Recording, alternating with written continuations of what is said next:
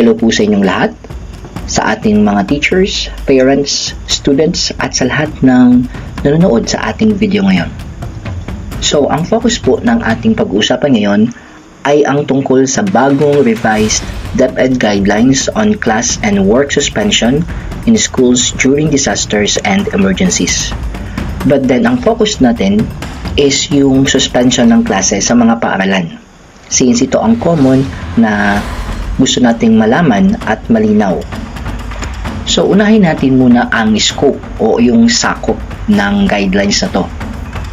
I-compare natin. So, noon, based on DepEd Order number 37, Series of 2022, sakop ng guidelines ang lahat ng schools na nasa ilalim ng DepEd. It means, susundin ito ng public at private schools when it comes sa pagsuspende ng klase. So, malinaw po yan. So, wala nang tanong once may guidelines, once may itong guidelines na to, is susundin ng lahat ng paaralan. But then, sa ngayon, okay, sa kasalukuyan, base sa kakalabas lang na DepEd Order number 22, Series of 2024, sakop na lamang ng guidelines ang lahat ng public schools na nasa ilalim ng DepEd. It means, ang private schools nasa desisyon ng mga school administrators kung susundin nila ang guidelines na ito based din sa kanilang assessment sa kanilang lugar o sitwasyon. Kadalasan naman talaga sinusunod nila ito, but then possible kung depende sa mga administrators. So binibigyan sila ng freedom or kanilang assessment. So yan yung pagbabago ngayon. Okay, so malinaw po, yan ay tungkol sa scope ng guidelines, sa sakop ng guidelines. Next, pag-usapan naman natin kapag may mga bagyo or typhoons.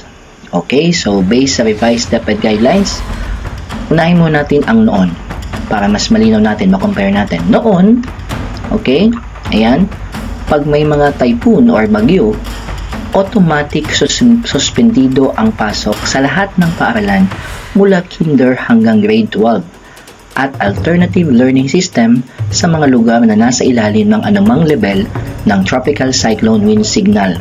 So, kahit signal number 1 lang yan, automatic wala nang pasok sa public and private school. Noon po yan ha, but then ngayon, eto ngayon yung kailangan natin bigyan ng pansin. So, tutukan natin to, teachers or parents or students. Ngayon, kung ang lugar ay nasa ilalim ng tropical cyclone wind signal number 1, automatic suspended ang klase sa kinder lamang. Yan, kinder lang po kapag signal number 1. Kapag signal number 2, automatic suspended ang face-to-face classes mula kinder hanggang grade 10 at ililipat sa modular distance learning, performance task, or projects, or even makeup class ang magiging setup. So, yan po kapag signal number 2. Okay? Ibig sabihin hanggang grade 10 lang. But then, kapag ang signal number ay signal number 3, pataas, 4, o super typhoon, syempre, automatic suspended ang klase sa lahat ng antas ng paaralan. So, yan po ang medyo dapat natin bigyang pansin para maiwasan yung kalituhan kapag may mga bagyo. So, sa ngayon po yan. Okay, so pwede nyo po yan i-pause para at least may copy kayo or screenshot. Next, ito na, kapag may heavy rainfall. Ito ngayon. So, unahin muna natin ang noon. Compare natin. Kapag may heavy rainfall warning, kung ang lugar ay nasa ilalim ng orange or rainfall warning ng Pag-asa, automatic suspended ang face-to-face at online classes sa lahat ng paaralan mula kinder hanggang grade 12 at ALS. Okay, so noon po yan.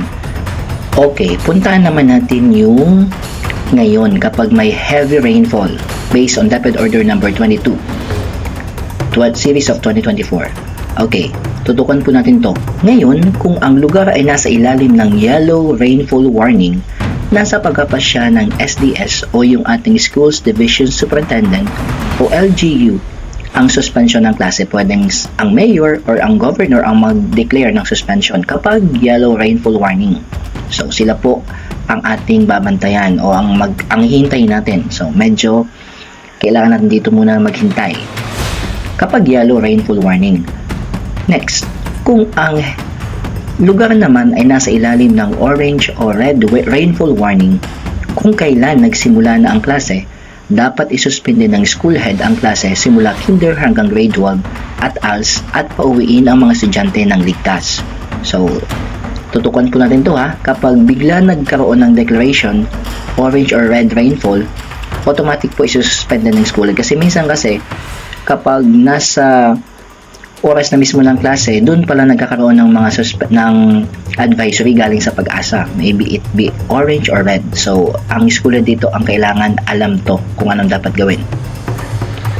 Next, kung ang lugar naman ay nasa ilalim ng orange or red rainfall warning, kung kailan hindi pa nagisimula ang klase, automatic suspended po ang klase mula kinder hanggang grade 12 at ALS. So, medyo okay ito kasi hindi pa nagisimula, ibig sabihin hindi pa nakakapunta sa paaralan or wala pa sa oras ng klase, nagkaroon na ng declaration mula sa Pag-asa. So, madali po natin to magigets na wala pong pasok. So, as parents, kung kayo po ang nanonood or alam ito, dapat ito po ang inyong tatandaan. At even ba sa mga estudyante and teachers. So, ayan po. So, sana naging malinaw sa atin ang bagong guidelines. Ginawa na natin po ito para at least mas guided tayong lahat. So, that's all po. Pwede nyo po itong i-pause or screenshot for you to have a copy. Or i-share na rin sa inyong mga kakilala. God bless po.